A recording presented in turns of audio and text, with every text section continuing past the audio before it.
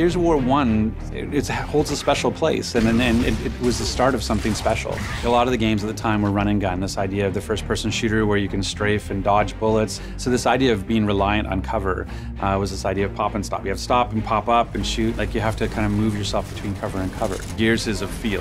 How does it feel to go into cover? How does it feel to pop up and shoot? How does it feel like to chainsaw? Like, that's one of the things that was really focused on. I believe at one point we even said that we're not attempting to fix gameplay. We're gonna give the player the experience that they remember. Then we started thinking about that more and more, and the game is 9 years old. People expect different things from games today than they did back then. What you're trying to do is tap into the nostalgia, but with all the positives. It's finding the negatives of the nostalgia and trying to, sand them down is really what we're trying to do, as opposed to changing the game fundamentally. It's meant to be, hey, it feels like Gears of War 1, but without the messy parts. So the initial months of this project, there was a lot of research. Pretty early on in the project, we had a playtest organized with a bunch of players from the community. I think it's really important that gameplay still feels the same, like to a T. Who knows that better than the players themselves? We brought out a group of professional players to test the game, and took down their feedback, recorded their gameplay, interviewed them, and got some great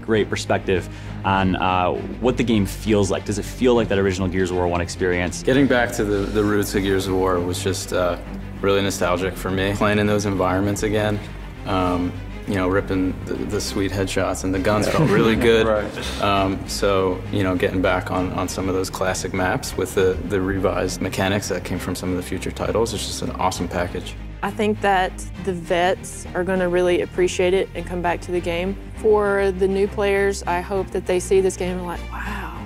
Kind of like wow, like I was when I first started playing. You can play Gears of War 1 with dedicated servers. You can play 60 FPS on a 1080p screen. And the way that we can add all the modes that we wanted to have back in, and getting something like Team Deathmatch into Gears of War 1. Team Deathmatch is the most popular way to play Gears, but it didn't exist back in Gears of War 1. So to be able to do it on the Xbox One version is great, because it allows you to, it's a friendlier way to play. If you're used to playing Gears of War 3 and it's really smooth, it can bounce around, it just flows from cover to cover.